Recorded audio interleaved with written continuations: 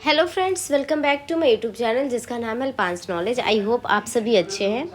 Friends, bankers का एक सपना है, आई थिंक मेरा तो है ही, बाकियों का भी होगा ही, कि हम आरबीआई जैसे बैंक में जॉब करें। एडमिनिस्ट्रेटिव लेवल का ये जॉब है, प्योरली सेंट्रल गवर्नमेंट के अंडर ये आता है और पोस्टिंग इसकी माइंड ब्लोइंग है भाई, ऑब्वियस है। ये हमेशा मेट्रो सिटीज़ में ज़्यादातर पाए जाते हैं इसके ब्रांचेस, और अदर्स भी कहीं अगर ब्रांचेस है तो हमेशा सिटी में है, मेन सिटी में है। आरबीआई की अपनी कॉलोनी है तो कोई दिक्कत नहीं है इसमें। जिनको भी ये जॉब मिलती है, स्टार्टिंग सैलरी काफ़ी अच्छा है, रेपुटेशन है।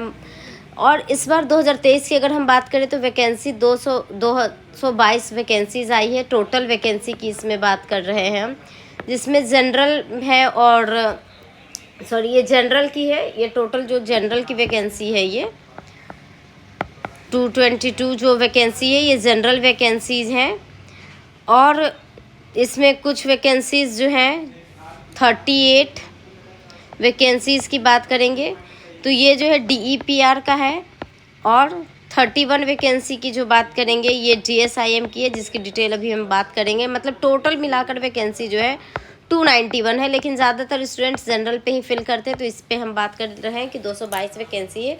कम नहीं है, बढ़िया है। जो अच्छे से प्रिपरेशन कर रहे हैं या जिन्होंने नहीं करा है वो अभी से भी स्टार्ट करेंगे तो अच्छा है, अच्छा अपॉर्चुनिटी है, इसे मिस ना करें। हम तो इसे कहेंगे ये गोल्डन अपॉर्चुनिटी है। जो लोग भी चाह रहे हैं खुद को अच्छा प्रूफ करना है या आरबीआई में जाना जिनका सपना है तो प्लीज़ इस अपॉर्चुनिटी को मिस ना करें, क्योंकि आरबीआई का जो वैकेंसी है वो हमेशा लिमिटेड ही निकलता है, ज़्यादा निकलता नहीं है। और बहुत सारे इसमें बार भी हैं, जैसे एज को लेकर, अटेम्प्ट्स को लेकर, जो सब हम चर्चा करेंगे अभी इस वीडियो में।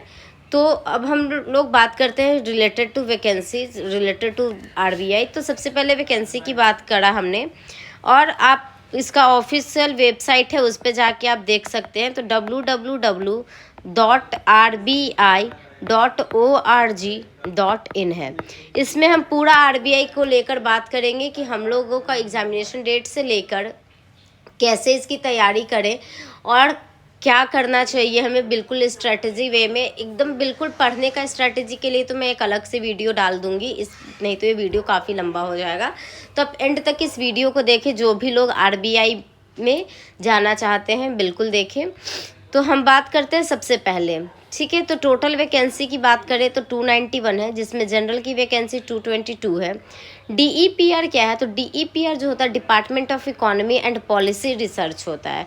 मतलब ये उन लोगों के लिए जिन्होंने ये कोर्स कर रखा है, ठीक है। तो 38 वैकेंसी उनके लिए है। वो एक तरीके से आप समझो कि बैंक में जैसे एसओ का फॉर्म निकलता है, स्पेशल ऑफिसर का, जिसके लिए वो कैटेगरी होती है कि इसके लिए वो बंदा टेक्निकल बैकग्राउंड से होना चाहिए। तो उसी तरीके से ये 38 जो department of economy and policy research का है। और 31 वैकेंसी जो है डीएसआईएम का, जिसका है department of statics and information management. जिन लोगों ने इस कोर्स को कर रखा है उनके लिए गोल्डन टाइम है। और ये बाकी जो 222 वैकेंसीज है जनरल के लिए कोई भी भर सकते हैं जिन्होंने ग्रेजुएशन करा है, लेकिन इसमें भी क्राइटेरिया है कि उनका ग्रेजुएशन 60% होना चाहिए ग्रेजुएशन में, उसकी भी बात करेंगे। इम्पॉर्टेंट डेट्स की बात करें तो एप्लीकेशन जो स्टार्ट हो रहा है, मतलब आरबीआई का रजिस्ट्रेशन जो शुरू हो रहा है वो 9 मई से शुरू हो रहा है और 9 जून तक है। मतलब 1 महीने का है, 1 महीने इन्होंने टाइम दिया है। तो अगर हम बात करें कि अप्रैल का आज आखिरी दिन है तो हम बात करें मई से, यानी कि कल से मई शुरू हो जाएगा 1 मई से, ठीक है। 1 मई से शुरू हो जाएगा। और हमारा पेपर कब है, कितना गैप हमें मिल रहा है, अगर हम आज से बात करें कि हम अभी से शुरू कर रहे हैं, बिल्कुल पहले से नहीं पढ़ा है, तो कैसे हमें तैयारी करनी है उस पर हम बात करेंगे। तो एप्लीकेशन फ़ी की बात कर लेते हैं। तो जनरल और ओबीसी कैटेगरी के जो बच्चे हैं वो 850 रुपया उनका फ़ीस है। बाकी एसटी, एससी, पीडब्ल्यूडी, ईएक्स हैं, जो मतलब एक्स सर्विसमैन होते हैं, उनका 100 रुपीज़ ही फ़ीस है। फ़ी भी बहुत हाई नहीं है। क्वालिफ़िकेशन, हाँ ये मैटर करता है। क्वालिफ़िकेशन जो है, जैसे नॉर्मल आईबीपीएस का एग्ज़ाम हम देते हैं तो उसमें 60% का कोई बार नहीं है, बट इसमें आपने ग्रेजुएशन बीटेक या इक्विवेलेंट टू ग्रेजुएशन कोई भी इस तरह का डिग्री कर रखा है तो आपको उसमें 60% आना चाहिए। और साथ ही साथ 12th या उसके इक्विवेलेंट है तो उसमें भी 60% आपका होना चाहिए। 10% का रिलैक्सेशन है, मतलब 50% मार्क्स जो एसटी एससी में है उनके लिए है। एज की अगर हम बात करें तो मिनिमम जो एज है वो 21 ईयर्स है और मैक्सिमम एज जो है वो 30 ईयर्स है। तो ये जो मैक्सिमम एज 30 ईयर से जनरल के लिए है, रिलैक्सेशन भी कुछ इसमें है।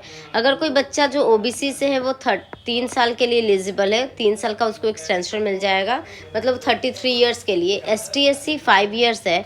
फिजिकली जो हैंडीकैप है वो 10 साल के लिए है।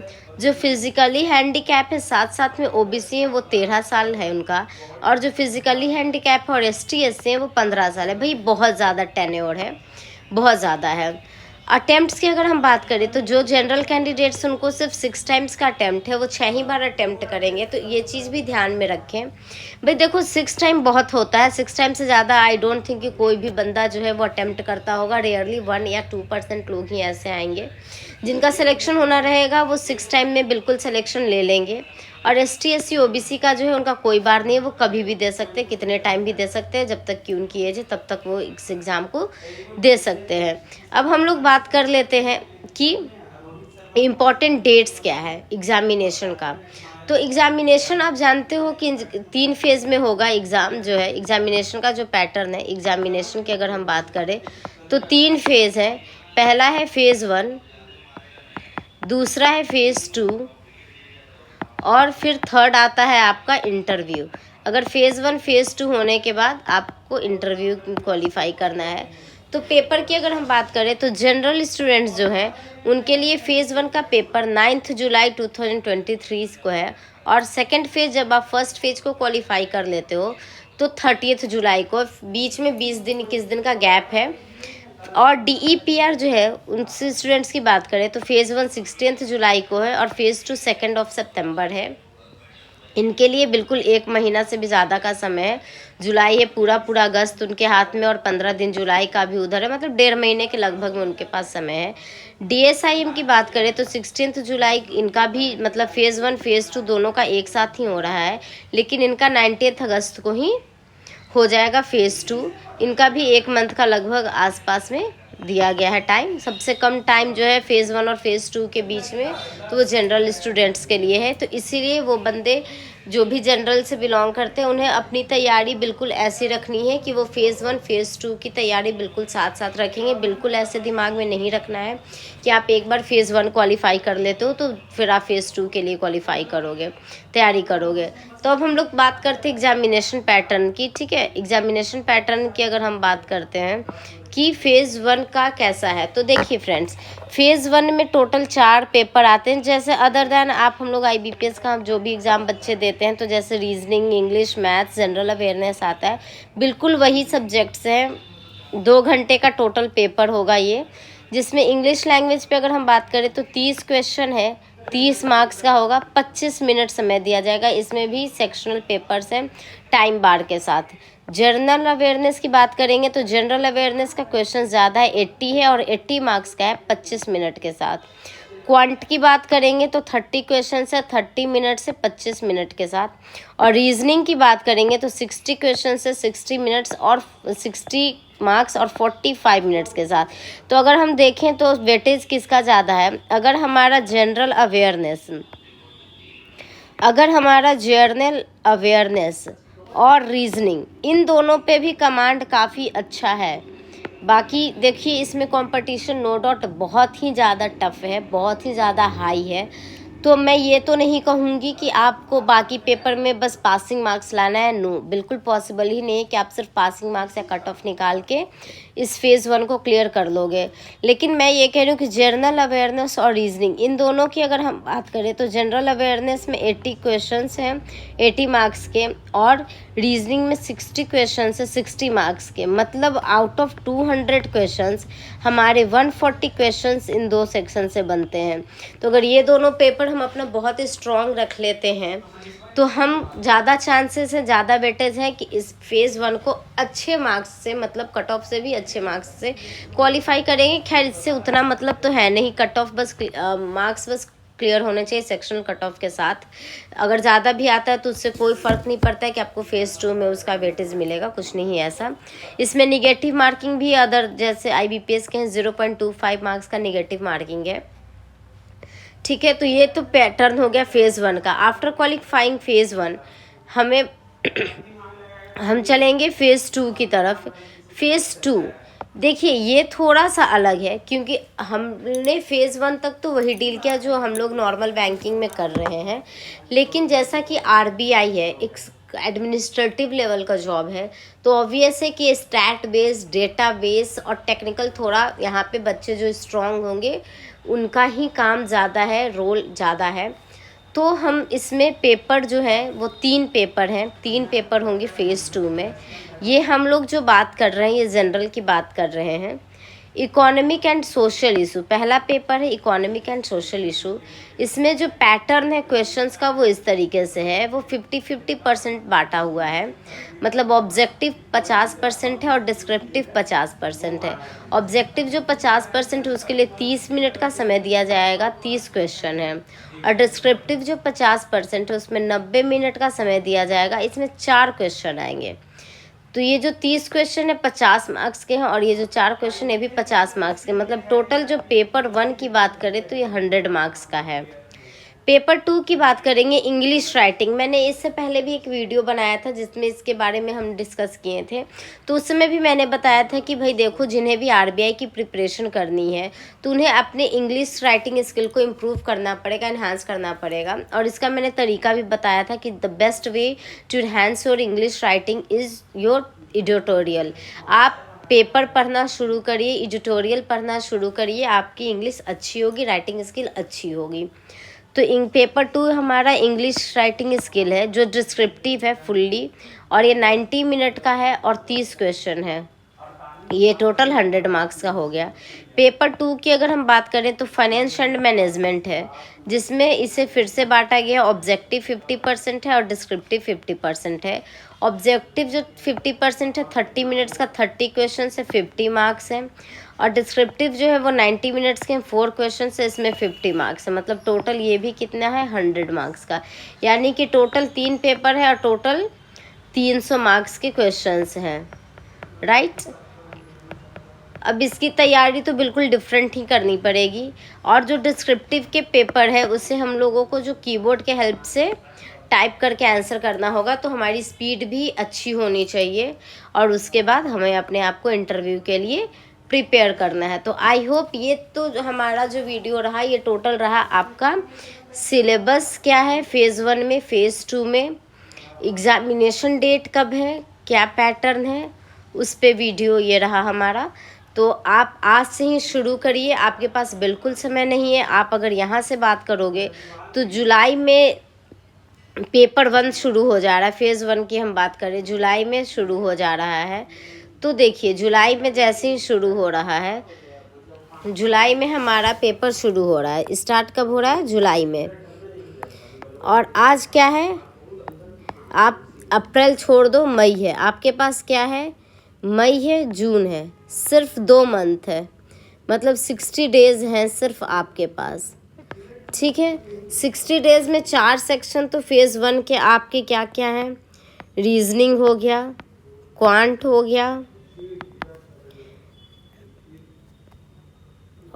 रीजनिंग क्वांट इंग्लिश हो गई, और जनरल अवेयरनेस हो गया। आज से शुरू करेंगे, बिल्कुल आज से शुरू करेंगे, तब जाकर हमारी तैयारी कहीं कंप्लीट हो पाएगी, ठीक है। और फेज़ 2, ये तो फेज़ 1 की बात हो गई। फेज़ 2 में हम लोग बात करेंगे तो इकोनॉमिक्स है, इंग्लिश का पेपर है, एंड फाइनेंस एंड मैनेजमेंट है। फाइनेंस एंड मैनेजमेंट है, ये पेपर है। तो आप अगर देखो तो आपके पास ठीक से एक एक पेपर के लिए एक एक महीने भी नहीं पढ़ रहे हैं। तो आपको अपनी स्ट्रैटेजी बहुत ही अच्छी बनानी पड़ेगी कि आप कैसे 60 डेज़ में आप आरबीआई के लिए फुल्ली प्रिपेयर्ड हो सकते हो, राइट। फुल्ली प्रिपेयर होना है हमें, ऐसा नहीं हमें पार्शियली प्रिपेयर नहीं होना है। हमें बस फेज़ 1 करके नहीं रुकना है, फेज़ 2 करके इंटरव्यू में जाके और सिलेक्शन पाना है। हमारा अल्टीमेट गोल क्या है, सिलेक्शन। तो 2 मंथ के समय में हमें खुद को सिलेक्ट करना है। आरबीआई जैसे बैंक में खुद को पोस्टेड देखना है, तो उसके लिए हमें मेहनत भी बहुत हार्ड करनी पड़ेगी, ठीक है। तो मैं आपको इस वीडियो में सजेस्ट कर दूं कि बेस्ट ऐप आप क्या सोचते हो कि आपको अपने प्रिपरेशन में आपको जो हेल्प करेगी। तो शॉर्ट टाइम में अगर आप चाहो तो एक आता है बैंक एग्ज़ाम करके एक ऐप है, आप उसको डाउनलोड करो, उससे कोर्स भी आप चाहो तो परचेस कर लो। इवन बेटर रहेगा आपके लिए कोर्स परचेस करना ही, ताकि वो जो है उसी हिसाब से आपको पढ़ाएंगे, आपको अपना खुद कुछ नहीं करना है। ये तो आपका हो गया। दूसरा आप जो है द हिंदू का एनालिसिस बिल्कुल देखिए। आप यूट्यूब भी खोलोगे आपको डेली बेसिस पे द हिंदू का एनालिसिस मिलता है। मैंने भी 1-2 बार देखा है, काफ़ी बढ़िया है वो, काफ़ी अच्छा पढ़ाते हैं द हिंदू का, या इकोनॉमिक टाइम्स, जो आपको बेटर लगे कोई भी आप उठा सकते हो, इकोनॉमिक टाइम्स भी उठा सकते हो। ये आपकी इंग्लिश प्रैक्टिस को इन्हांस करेगा। और तीसरा जो है आंसर राइटिंग सीखिए। आपके लिए सबसे ज़्यादा ज़रूरी है आंसर राइटिंग की प्रैक्टिस करना। मतलब आप कम से कम 1-2 क्वेश्चंस तो डेली प्रैक्टिस करिए। कीबोर्ड से टाइप करने की स्पीड अपनी डालिए, बहुत यूज़फुल है, बहुत ज़्यादा आपको इसमें मेहनत की ज़रूरत है। तो ये आपको अपना कल से आज आप अपने आप का पूरा तैयारी कर लो, स्ट्रेटजी बना लो, और मैंने जो आपको बताया उसे फॉलो आप करो और अपनी तैयारी को बेस्ट करो। आई होप आपको ये वीडियो बहुत यूज़फुल लगी हो, और आप बिल्कुल बने रहें हमारे साथ, ताकि आपको अपकमिंग जो भी एग्ज़ाम्स होंगी उसकी नोटिफिकेशन मैं बताऊंगी, स्ट्रेटजी मैं बताऊंगी।